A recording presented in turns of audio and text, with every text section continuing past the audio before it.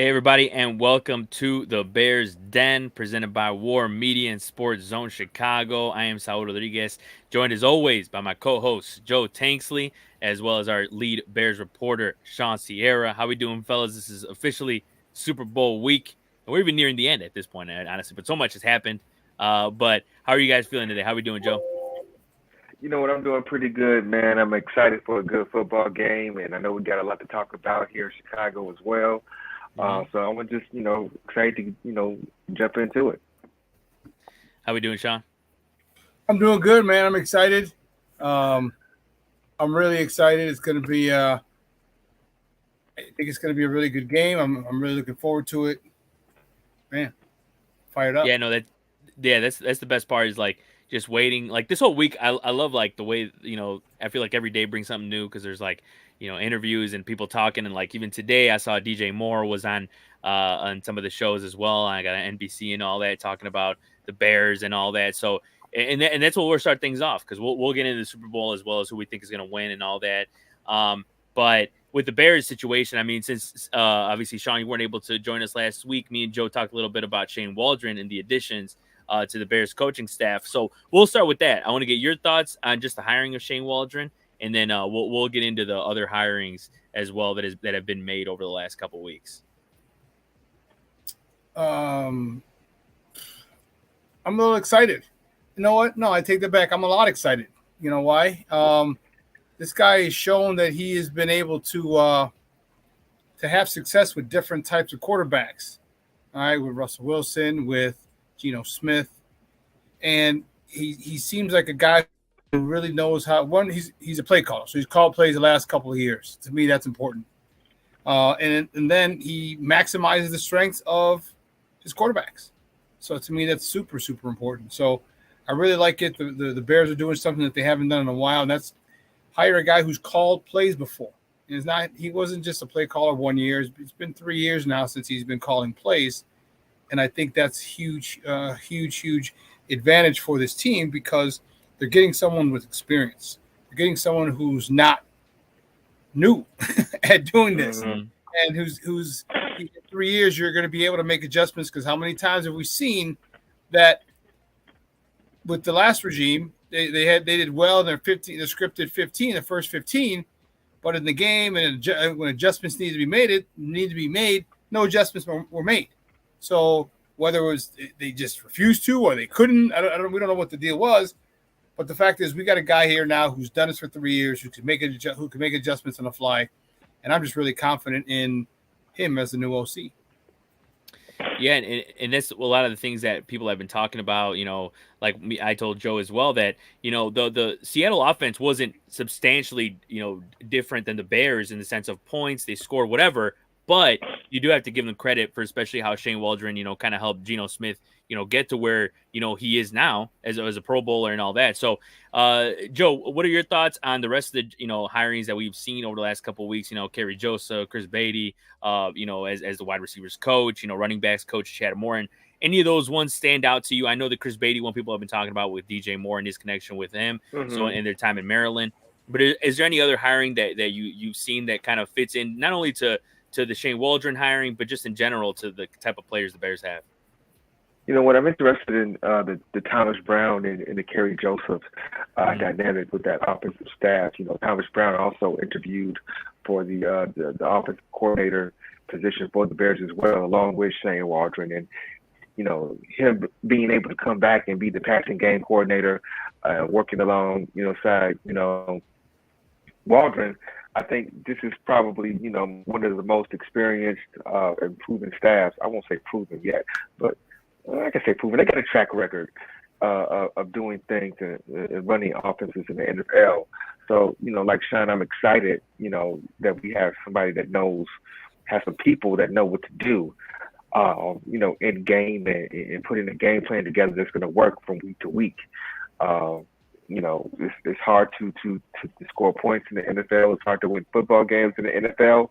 And each and every week, you're going to have to do something a little bit different to get a W. And I think we got the guys in there right now that can make that happen. Yeah, it's like, you want guys to complement each other, and I feel like a lot of these guys coming in do kind of do that. And I think with the connections they have, with not only the connections they have with the players, but the experience they have, which is just as important. So, Shawn, any other hirings that stand out to you from the last couple of weeks that you kind of stand out to you or anything like that? These two, Thomas Brown, pass game coordinator, and Eric Washington, the D-line defensive coordinator. And he's going to be defensive coordinator in title.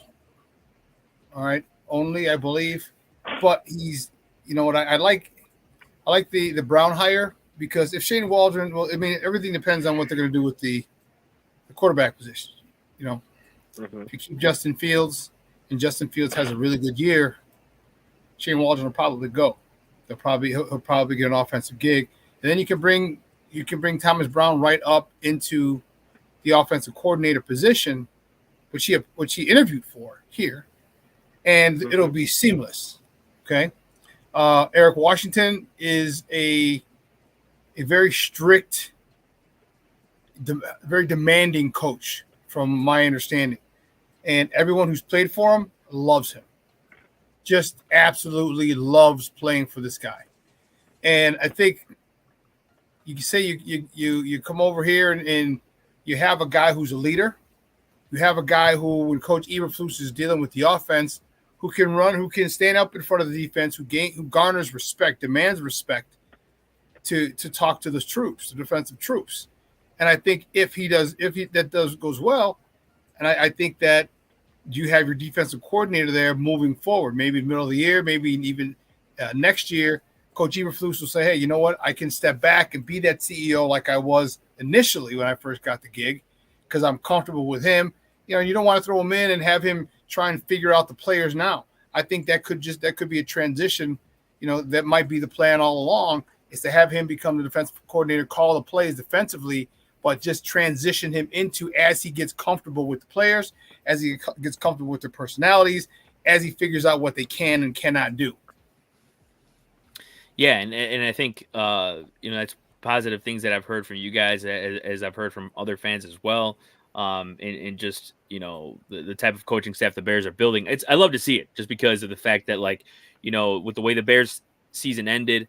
We know, at least besides the last game, I know overall it was a sour taste in our mouth after that. But overall, 7-10, I think was more than some people expected in general. But it's good to see at least some new faces and seeing what they could do together, and hopefully something positive. But I will say one thing I wanted to ask you guys in particular was Jackson Smith-Njigba, who of course is a wide receiver for the Seattle Seahawks, was on the CHGO Bears podcast, and he to be honest, his answers left a lot to be desired when they asked him about Shane Waldron, and just kind of he had a long pause before he answered that question about what the Bears can expect with him. But what are your thoughts on that? And do you put any weight at all, or is it maybe just a frustrated player with the coach that is gone now? Joe, what did you think about those comments, and just in general, what he thought on Waldron? You know what? I think JSN is just finished his rookie season. And here's the thing: I don't know how much experience he hasn't had that much experience in the NFL locker room and dealing with these different personalities, and I think, I kind of take it with a grain of salt. I think more of that is, more veiled into sticking up for his guy, Justin Fields. I think, he had a lot to say about that, and I think he believes in Justin.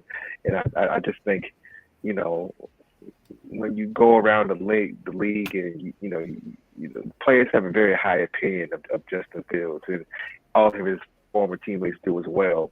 And so I think the pause, was just kind of thinking of what to say, and in that aspect. Yeah, that is true. I mean, it's a guy who's young, still doesn't necessarily know the league as entirely, so some of maybe that's not how he meant to come off, but or he's just a little bit naive. But we'll see. I mean, that I will see. Right. I think maybe. Yeah. And here's the thing. Let me go back. Maybe I say it. The pause is for him more so just being careful. Yeah. Not to say something. You know what I'm saying? Yeah. I think he just wanted to be careful. And I think and that's really how I took it. It's him just trying to be careful not to say something that's gonna rub somebody the wrong way, or and just put him, put himself in the corner. Is to answer and having to answer more questions to make make a story, but not answering quickly enough became a story. So it is what it is. Well, what did you think, Shawn, on those comments? And do you make anything of it, or is it just just nothing crazy out there? I don't think too much of it. He's a Mm-hmm. rookie. Mm-hmm. He might not have got along with Shane Waldron. Maybe there were some issues. Maybe he felt he wasn't used properly. I don't know. I don't know the landscape up there in Seattle. But from what I've seen from the quarterbacks he's worked with and the success he's had with them, I'm good. I'm good with it. I'm more than good with it. It's just one person. Yeah. Let me look at the people he's developed, quarterbacks in particular, and that's all I need to see. I'm more than comfortable with him. Yeah, and to be honest, like kind of what you guys are saying, you guys made some good points. It's like, with a guy like that, he wasn't utilized a lot at the beginning of the season. Obviously, he's a rookie, going to take him time to be implemented in general. But I think it's probably he probably was a little bit frustrated on the way he was utilized. Is my guess on that. But kind of like with what we got asked here from Keith Harris Sr. We had DJ Moore. Like I said, I saw DJ Moore on some shows, and they were asking him, what he thinks the Bears are going to do, whatever, or what he wants the Bears to do. And obviously, he's still signing with the Justin Fields thing, but at the same time, he's saying whatever they decide to do, he's going to ride with it. But how have you guys seen the conversation this week with that? And like, do you think that has it changed in any way? Have you guys changed your mindset anyway in the last couple of weeks, or is it kind of just the same to you? It's just like all because like I mentioned this before, is like, man, we're gonna be talking about this till April when the draft happens. But like, is anything cross your mind, or any comments that Joe, anything that has come to mind over the last few weeks with this Justin Fields conversation? Well, I think Colin Cowherd, made some waves in Chicago in the media. With Caleb, maybe it was Caleb, maybe it was Caleb's father saying that he doesn't want to come to Chicago and play for us. I think a lot of this is speculative, and really nobody really knows what's going to happen. With the number one pick, I know that and the thing about it is that Caleb Williams is being highly touted, as a generational talent, and there's really no way to know that right now, but that's what a lot of the experts say, and so a lot of people kind of feel like it's going to be hard to pass up on him, and then there's others that feel like you could get a haul for that number one pick because Caleb Williams is such. Once again, being touted as a generational talent. As far as, the media being obsessed with, trading Justin Fields, it's just people trying to be first and trying to be on the right side of things and, just trying to get ahead of it. And really, no one really knows. The only one who knows right now is, people who know are Ian Cunningham, Ryan Poles, and Kevin Warren. That's for real what's going to happen with that pick.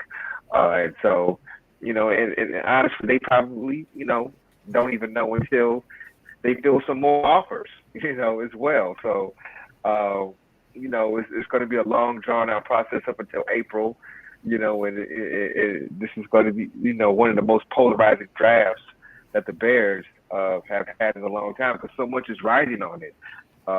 It's a lot of stake, and you don't want to be on the wrong side of this thing, if you're Ryan Poles and, when Bears fans don't, want him to do the best what's best for the team.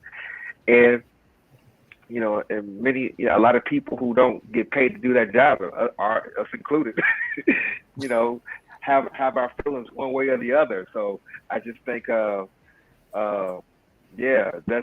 pretty much what the obsession is, just trying to figure out, what they're going to do. Yeah, I agree. And Shawn, is you as well, anything in your mind has changed? Because I think, as Keith brought up with the fact that with the hiring of Shane Waldron, I told that to Joe as well, that maybe that's what they're trying to do. Maybe bringing in a guy like Shane Waldron does point a little bit more to Justin Fields because they want Justin Fields to reach his potential. just like Geno Smith reached his potential. What do you think about that and just the Justin Fields conversation overall the last couple of weeks? I have not wavered once. I will not waver. Keep Justin Fields here. Okay? And it's not an emotional decision as much as people have tried to come at me on Twitter. It's a thing that I've seen enough that Justin can be the guy. And when people start throwing numbers at you, well, statistically he's this, statistically he's that, statistically he's this, then I know you can't talk football with me because I've seen with my own eyes. Okay, there are throws that he's made. And I've asked everybody, name me something that any quarterback in this league can do that Justin can't physically. Name it.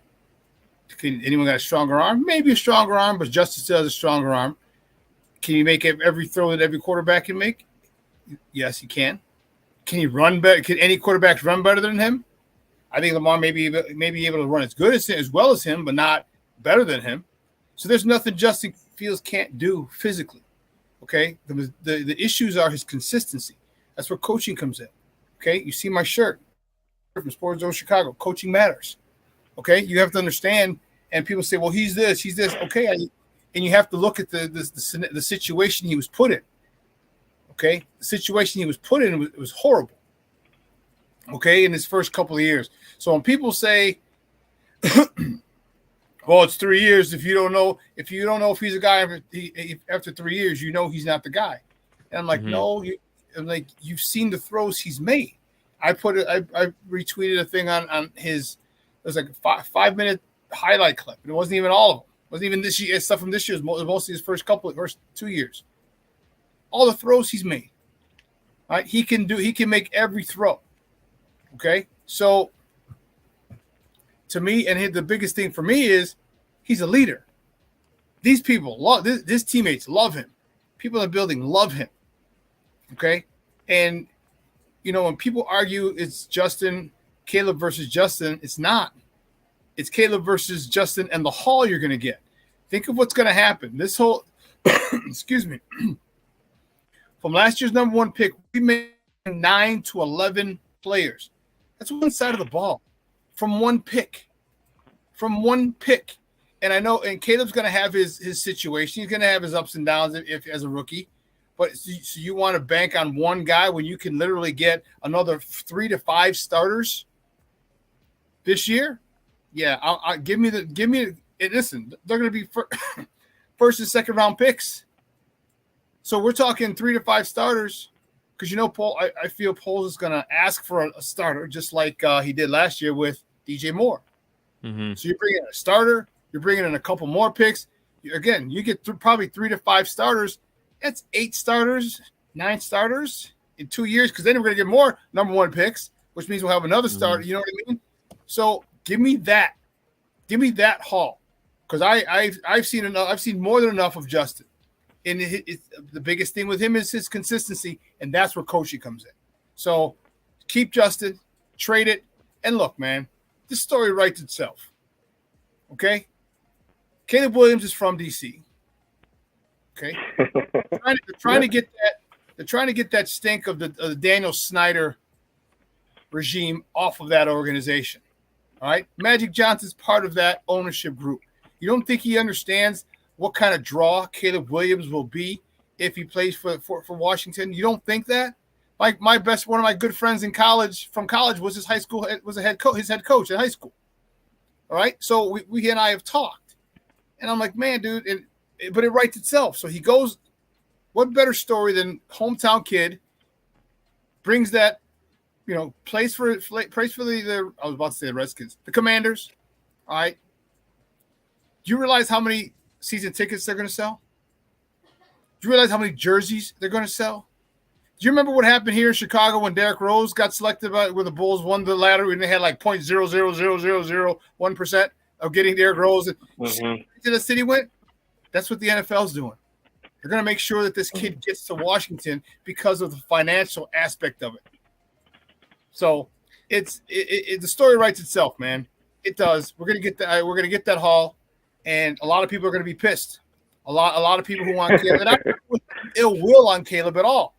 You know, this thing has been, everyone's so polarizing. It's worse than Sox Cubs. It's literally worse than Sox Cubs.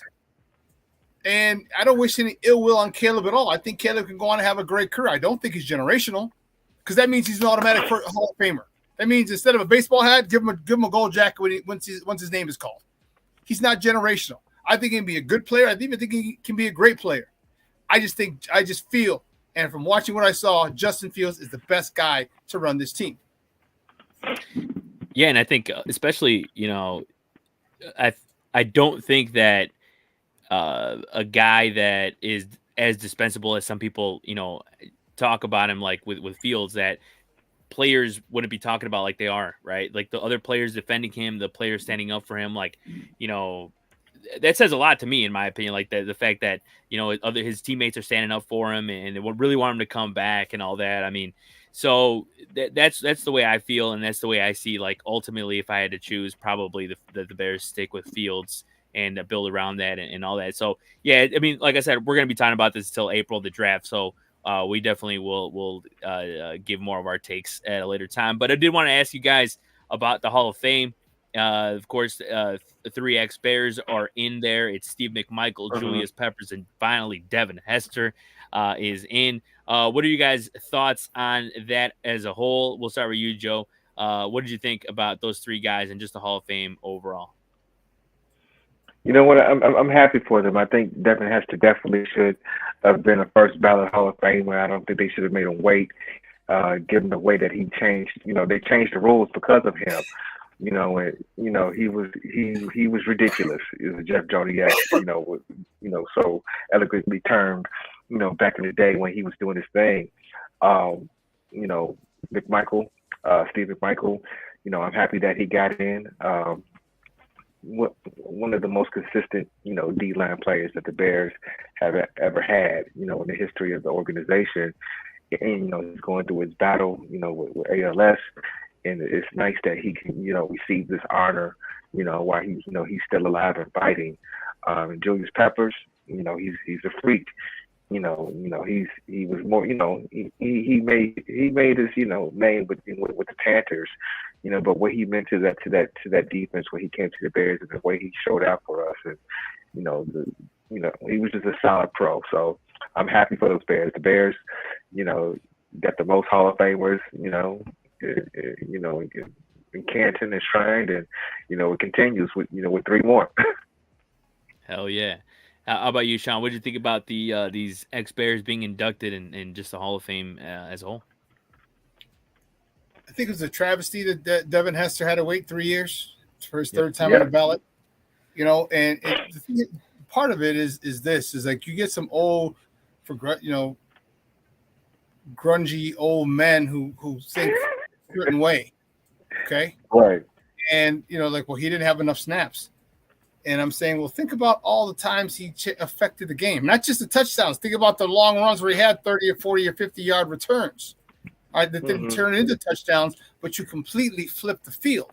Well, the Bears started in plus territory, okay, on a kickoff or after a punt. This changes the game. Joe, you mentioned how they changed the game, the rules, because of this guy. He's the best to ever do it. When you're the best to ever, you should be a first ballot Hall of Famer. With that being said, the wait is over. He deserves it. I'm happy, and congratulations to him. As far as Mongo, that was a travesty as well. All right, when he retired, he had the most sacks from an interior lineman in the history of the NFL. So it's not like Mongo just was part of that 46 defense. He was a huge part. He may even been the anchor of that 46 defense, because to lead the NFL, the history of the NFL defensive tackles in sacks when you retire is something else. And Julius Peppers, that dude was just a freak. You said, man, he's ran into him with Bourbonnais when they were still practicing down there, and man, he walked into the bar we were at, and I was like, whoa, man, that dude tall, he was svelte. Him and Lance Briggs walked in there's a bar called the Library. That's hilarious. And this, what? I don't know if he's going to go in. I don't know how, like, it's like baseball where you put a baseball hat on and whatever team. But yeah, he did make his name with the Panthers. But yeah, he did a hell of a job when he was here. That's for darn sure. No Yeah, I doubt. mean, Julius Peppers was nasty, and just you every time you talked about the Bears defense, like in those days, like always had to bring him up, and it was a big part. He was a big part of it, and it's great to see all these guys, and obviously Devin Hester. I mean, yeah, it's a shame it took this long, but I swear every time that clip comes up of him in the Super Bowl with the starting off the game with the touchdown, I watch it every time from beginning to end, from the flash of the cameras to him falling into the end zone. It's just There he goes. yeah, it's Right. the Looking at sickest. the scoreboard, to see if Yeah, anybody was behind him. yeah. It's just the sickest thing ever, and it's awesome that he's Uh, finally enshrined in the Hall of Fame, and definitely You know, deserved. that was like 3 days ago. It was like 3 days ago, the Yeah. anniversary, the 17th year Oh yeah, anniversary. yeah. mm, Just a couple of days ago, and it was just. And let me tell you something. That was one of those moments in sports that you remember exactly where you were at. Yep. Remember exactly where you're at, who you're with, who you're partying with. That moment, there are a few moments in sports. There are a couple moments in sports and in our lives. When something comes up, you remember exactly where you were at, who you're with. Hell, maybe even what you were wearing and drinking. You know what I mean? That's how iconic that moment was for Chicago Bears fans. Well, I'll tell you one thing. I wasn't drinking alcohol. I was drinking juice. I was in 6th grade, Shawn. So, that's no what I Mad remember. Dog for you in in 6th grade, no Mad Dog. No. Your parents weren't trying to put you to sleep then, huh? No. But hey, we'll knock them out. But yeah, but 10 years later in 2016, I'll tell you one thing. There was definitely some beverages in my hand. So, no, yeah, you're right. And I will say, what other people are looking to have this year for their team is bound to happen on Sunday with Super Bowl 58 in store finally now this week with the 49ers and the Kansas City Chiefs. Of course, plenty of stardom on each side with Patrick Mahomes, Travis Kelce, and on the other side with Brock Purdy, Christian McCaffrey. You got all those. It's just so many dudes to name out there. But for you guys, who do you get? Who or not even who do you guys think? We'll get to that in a sec. But what do you guys think about these two teams making it there, and just the star power that these two teams bring, and what it'll bring out at the Death Star, Allegiant Stadium? We'll start with you, Joe. You know what? I think, I think this is probably one of one of those seasons where, Patrick Mahomes can kind of solidify his greatness and willing that team to get through the playoffs.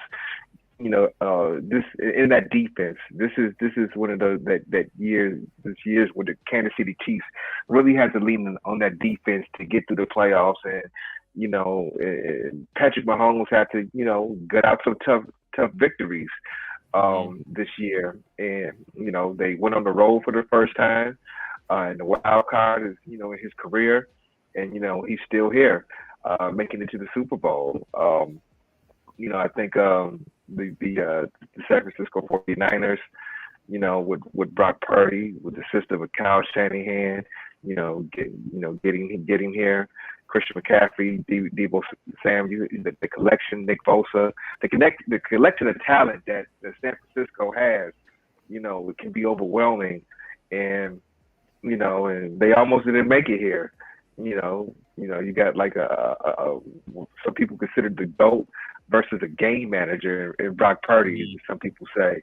And so it'd be interesting to see how, this will play out. I think both teams got solid defenses.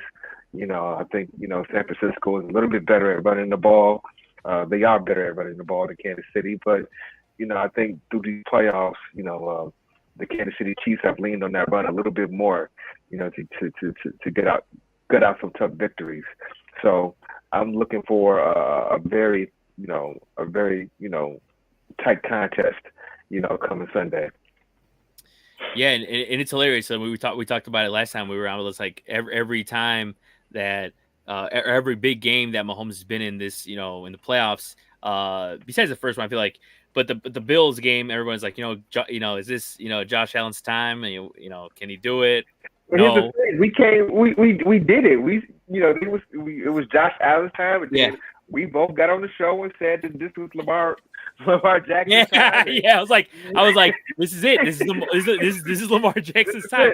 And guess what? Nope. No. And the thing about it is, Patrick Mahomes, he's great. And the scary thing for the 49ers is that his father got arrested. And here's the thing: when great players have some kind of adversity or something that they really have to, saying they don't go somewhere and hide and get down on themselves or get distracted. They hone in even more. That's what happens. They hone in even more, and so this happening with his father, I really think you're going to have a more focused Patrick Mahomes now, because he's going to want to just, he doesn't want that to be the excuse of him being distracted by that. And so I think you're going to see a more focused Patrick Mahomes, a more dangerous Patrick Mahomes in this game because of that. It's silly that, his father keeps getting in those situations, but this is a storyline that's going to, kind of be, on them of this game this week is those situations. Yeah, and I think most of because people are saying that that they have heard that he has said that he's heard the whispers and people doubting the Chiefs, people doubting him, but and a lot of people wanting him to lose, and that's true. But I'm sure a lot of the people talking about him losing is because they obviously the whole Taylor Swift thing and all this stuff. They want the Chiefs to lose and all that. But look, you can't bet against the Chiefs. You just can't. You can't do it. And this is the way I see it. But Shawn, what are your overall thoughts on this game and just how it's going to turn out? Because as Joe said, this is a future Hall of Famer against the guy who they call a game manager. But he could flip the script. Like he comes out here and wins the Super Bowl. He's going to join some big names in San Francisco history. Like, what do you think about this Super Bowl overall? Each team has a lot to play for, not just because of the Super Bowl, but Patrick Mahomes can put himself on that path. And many people think he's there already, but he can put him on. He can put himself on that path to challenging Tom Brady. All right, 3 Super Bowls in 5 years, man, that's a lot. He needs he needs a few more. But to have it done so soon so early in his career is a great omen. Brock Purdy, I think Brock Purdy's a little pissed off. I think he's kind of tired of everyone calling him, saying he's a game manager, which I think he is. But there's nothing wrong with being a game manager, right? There's nothing wrong, and I think he realizes you get the ball to your playmakers. I mean, Christian McCaffrey just won Offensive Player of the Year, all right, because they're having the awards right now, and I just got a notification. So Christian McCaffrey, you got Christian McCaffrey, Brandon Ayuk, Deebo Samuels, all right, Kittle. You have weapons. You have more weapons than most people. Smart thing to do, get it to those weapons. Get it to those playmakers. And truth be told, I don't care. I think he wants to win to kind of get that name, one Mr. Irrelevant, who could be the first Mr. Irrelevant ever to lead a team to a Super Bowl victory. But I just think he might be tired of that game manager thing, which again, for me, I think it's fine because I don't think he's a game changer. I don't think he's a game changer. I just think that he like Tom Brady for a while, like Joe Montana for a while. They just got the ball to their playmakers. That was it. And when they needed to make a big play, they did. It's not like they're not winning. Like, you don't go into a game saying we got to stop Brock Purdy. No, you got to stop his weapons. He gets the weapons the ball quickly. So both teams have a lot to play for. The legacy of Patrick Mahomes, probably like the refrigerator off Purdy's back, and also Kyle Shanahan. Kyle Shanahan's got a lot to play for as well. He's got a lot to play for as well. Try and get his name off the schneid, or get off the schneid as well, and get his name in the win column in the Super Bowl. All right, so there's a lot. And you talked about, Joe, both teams good defenses, man. It's going to be tough. This might be the best defense Patrick Mahomes has ever had. And then again, look at the 49er defense. That defense is badass too. So it's going to be a good game, man. It's going to be a really good game. And I think whoever blinks, and at this particular point of the year, turnovers makes a huge difference. Whoever wins the turnover battle has a really, really good shot of winning the game. Yeah, and you mentioned it with Brock Purdy and the game manager, and also I mentioned it the last time we were on with Joe, and just talking about how Brock Purdy that's the definition of what happens when you surround a quarterback with everything he needs. And it's and I've always said this too. You don't always need an elite quarterback to win a Super Bowl. We've seen that before, and this is the type of situation was going. And look, I'm also at the same time rooting for a guy like Brock Purdy, and hopefully he does turn into a really good quarterback to where we're not just saying he's a game manager. And you're right, it's not a bad thing either. I know some people don't like the title, and some quarterbacks are like, well, discrediting his talent, blah blah blah. But I get where it's coming from, especially from a guy like yourself, or Shawn, that have coached and stuff like that. So it's a good thing. But finally, to the main thing that I was gonna ask you guys is, who you got? Who do you think is gonna win the Super Bowl? Because like as you guys said, it's gonna be close and it's tough. But like I said, it's hard for me to bet against the Chiefs, so I'm going Chiefs. And I think it's gonna be a close game. It's gonna be a good one. I don't think it's gonna be as high scoring as other games. So. But Joe, who do you got in this game and why? You know what? I'm going to go with the Chiefs, and the reason is that you don't let the champ, you don't let the GOAT get this close. Yep. You don't let him see the belt, because then all he has to do is just go out there and take it. And they'll do whatever they can to get it. So I'm rolling with Patrick Mahomes in this one. And I think, just that. The way that the Chiefs defense has played throughout this playoffs, and limiting Tyreek Hill, and some of the offenses throughout this playoffs, what they did against Baltimore, who dominated San Francisco in the regular season, the way that they've been able to come out there and really just take over games defensively, I think is a big plus. And then you got the experience of Andy Reid and Patrick Mahomes, in these situations. I think they're going to go out there. They're not going to flinch, and you're really going to have to, give Kansas City your best shot, for a full 60 minutes, and maybe then some to beat them, because I'm going with Kansas City.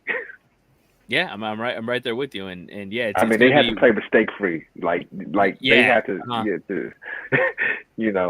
it's the thing. When we talk about game managers between great players, game changers. Patrick Mahomes is a game changer. He can cover up some mistakes. Brock Purdy's not there yet. Mm-hmm. Yeah, and we saw.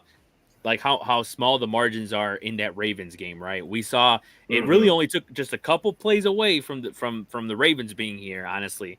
And it's a couple throws that Lamar made, obviously, that were mistakes. But Shawn, how do you see this shaping out, and who do you got going in the Super Bowl? Niners. I've been a Niner fan since the 80s. I've been a Niner fan with Joe Montana, Jerry Rice, Brent Jones. Brent Jones, John Rathman. I have Ronnie Lott, my guy. All right, the first thousand man in NFL history. Hacksaw Reynolds, Keena Turner, Ronnie Lott. You know what I mean? Like these guys. These are the good. If the Bears didn't win it, I wanted the Niners to win it back in the 80s. That's one of my favorite. It's my second favorite team of all time. So I picked the Niners. It's going to be tough either way. The Niners, I believe, have a better team, but I don't think by much. I think because they have a better offense overall. But that could be neutralized by Patrick Mahomes.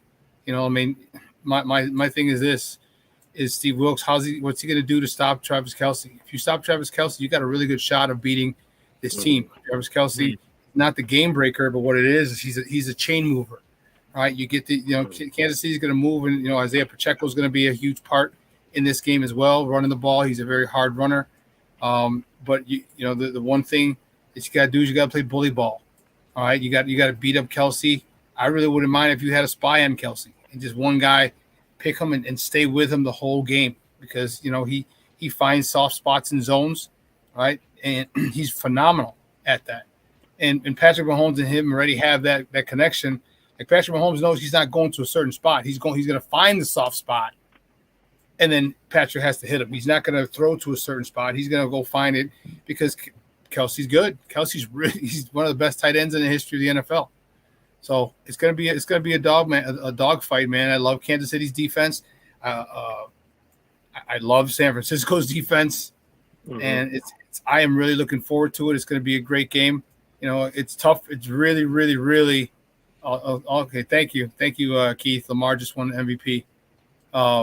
It's going to be a tough one, man. But I want my Niners to pull it out. I do. You know what? I think that I'm too tired of all the Chiefs bullshit. I'm tired of the Taylor Swift stuff. I'm tired of Patrick Mahomes whining a lot now, like a little petulant little child. I think he needs to be just brought down a peg. All right, he's got more chances to win it later. Well, I don't know how many. How long Kelsey's going to be around, but nonetheless, I want the Niners. Go Niners. Yeah, and I don't blame you for that, because I mean, like, man, I mean, the 49ers, I feel like it really is like, if they're gonna win it, like I said with the Ravens, if they were gonna do it, this was their shot at taking down Mahomes, and they weren't able to do it. And yeah, congrats to Lamar, who just won MVP, deservedly so. Unfortunately, he wasn't able to make it this far, but hey, at the same time, with a guy like Mahomes, it's like, man, like until somebody knocks him down, like we have seen. I mean, the only guys that have beat him is Joe Burrow and Tom Brady, and and a lot of people say, as I told Joe last time too, is a lot of people make those jokes, but if Joe Burrow was fully healthy, who knows how the AFC would shape out. I'm not saying that Burrow would take it to the Super Bowl, but you never know how things shape out. And I mean, I'm excited to see Joe Burrow getting back into the playoffs, and I need another Joe Burrow Mahomes matchup as well. That'll be great to see. But dude, be careful, Saul, because his offensive coordinator's gone. Callahan's gone. Yeah. Right. And you see my shirt. All right. Coaching matters. All right. You saw, I mean, that's the only offensive coordinator Joe Burrow has known in the NFL. So who are they going to get? They need to make sure they get a guy who can develop quarterbacks, because you see what happened with Josh Allen. Josh Allen's had some good years, but when Brian Daboll left, he wasn't the same Josh Allen that we all knew. All right. So Joe Burrow's got to figure it out. So we're going to see. Yeah, and I think I will say, if anyone can adapt to a new one, it's got to be Joe Burrow. If he's up there with the greats, if like some of the best players in football, if he could do it, because I mean, some people, the way some people talk about him, like he's like one of the best, if not, one of the most elite quarterbacks. If anybody could do it, it's got to be him, and this is the big chance for him to do it. But yeah, I mean, we'll see where things go for the Bengals. But the last thing I want to ask you guys is if you guys had to put a Joe Pick'em, a Joe Parlay, a Shawn Parlay, what would you recommend to the people? Because I've been thinking, me and my buddies we have a little war room. We got we're talking which picks we should have, blah blah blah, for all the playoffs, all the things to do. My personal parlay would be Chiefs money line, Mahomes over 25.5 rushing yards, or 26.5. I think FanDuel has it at 26.5 rushing yards, and a rushing TD. I think he's going to run. I think the 49ers are going to pressure him. He's going to scramble, do all this and that. Ultimately, I think it's going to lead to a rushing touchdown. But Joe, what about you? Is there any picks in particular that stand out to you for the betting fans out there? You know what? I've been working on a list of things to bet on, and I'm looking at some things with some long odds. And one that stuck out to me in particular is any non-QB to throw a passing touchdown. Ooh. I like that one at plus 3,500. You know what I'm saying? And we've seen trick plays in the Super Bowl, and we know that Kansas City has Matt Nagy over there. So I kind of like that a little bit, plus 3,500, any non-QB to throw a passing touchdown. I also like Christian McCaffrey. He's Offensive Player of the Year, to score one rushing touchdown and one receiving touchdown. He's a weapon, both, getting the handoffs and in the receiving game. I like that as well at plus 750. These odds are on FanDuel that I'm, looking at, and I like that. And you mentioned the quarterbacks running. All right. Both defenses, defensive lines get pressure on the quarterback.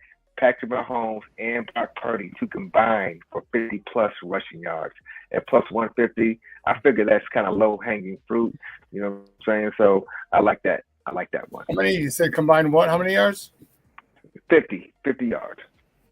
Yeah, it's pretty good. I mean, look, and I forgot to say too that the reason I'm leaning towards the rushing too with Mahomes is he's actually rushed for over 25 yards in all three Super Bowls. So that's the one thing I'm like, he might do it again. He's got one rushing touchdown in those 3 Super Bowls, but that's what I'm leaning towards. But good picks, Joe. I love that. I really like that non QB because it is true. A lot of the trick plays come out now. I mean, we've seen like the famous ones with like with Nick Foles and all that stuff. So definitely gonna be exciting to see what happens there. But Shawn, what's your Shawn parlay for the Super Bowl, man? SuperBack parlay. My parlay. You caught me a little. I'm thinking. I haven't checked this, but I'm thinking, what's the? Do you have in front of you what's the touchdowns for Purdy? I'll check. Touchdown for Purdy. Let me see if I can look it up real quick. I think it might be. Hold on. And the total yards for Christian McCaffrey. Oh, total yards they have 91.5 for rush. Well, rush. Oh, actually, total. My fault. Oh, I believe it's like 130 or something, but I could be. Hold on. Yeah, I'm trying to see. I know the rushing yards were 91.5 for McCaffrey. I don't know why this thing's taking forever to load. I think Christian McCaffrey's going to go over that. I think he's going to have a phenomenal game. I think what they need, because I think what they may do is try and take him away, and I think you're going to have to hit Brendan Ayuk and Deebo Samuels. Because remember, Samuels was taken off the injury list, so he should be good to go. He should be 100%. Kittle's going to be good. I think Kittle will have more. I think CMC will have more than 130 total yards if that's what it is. 129.5. I'll go over that. I think Kittle might have 2 touchdowns. All right, so here are the odds for the Brock Purdy passing TDs. The over/under is 1.5. So over is -120 and under is -102. So I'm thinking he's going to throw for 200. He's going to throw for 2 touchdowns. Okay. Yeah. Yeah. Give me CMC's over yardage because they're going to have to use him a lot. Give me. I think Kittle. Yeah. Oh yeah, his McCaffrey's over/under for rushing and receiving. This is on FanDuel. It's 128.5, and they're both -110 for over/under. Damn. Okay. I mean, I think he's over. I think he's over that. And I think Kittle has 2 tutties. Okay. I will say too that the last couple playoff games I've leaned towards Kittle, being a spark, but I think this one might be his moment to, kind of shine because he's, Brandon Ayuk has had some big plays for the 49ers in the postseason so far. So I wouldn't be surprised too if he has a big game as well. But that's the one thing too is like I'm with the 49ers that even if you stop the air game, like you can't stop McCaffrey. So then it's just a whole thing. So you're right, and you mentioned it too, Shawn. If they stop Kelsey, like all you just got to do is run the ball down their throat, like and the 49ers can do that. I think nobody can really stop McCaffrey. Like you can just try to contain him, really. Right. So hopefully that works out, and hopefully if anybody picks our parlays, hopefully we don't lose anybody any money for sure. But it's gonna be a fun time regardless. I want to thank everyone for watching. I think it's a good place to wrap things up for this edition of the Bears Den. Thank everyone for commenting as well. Keith, thank for those updates as well from the NFL Honors Awards, and congrats to everyone who won and there. I want to thank Joe Tanksley, Shawn Sierra. Make sure everyone catch our other coverage for other sports, just like at Bat for War Media, Sports Zone Chicago, Shawn and Maya as well. So check those out. I want to thank everyone for watching for the Bears Den. Hopefully you guys enjoy the Super Bowl. Take it easy. Peace.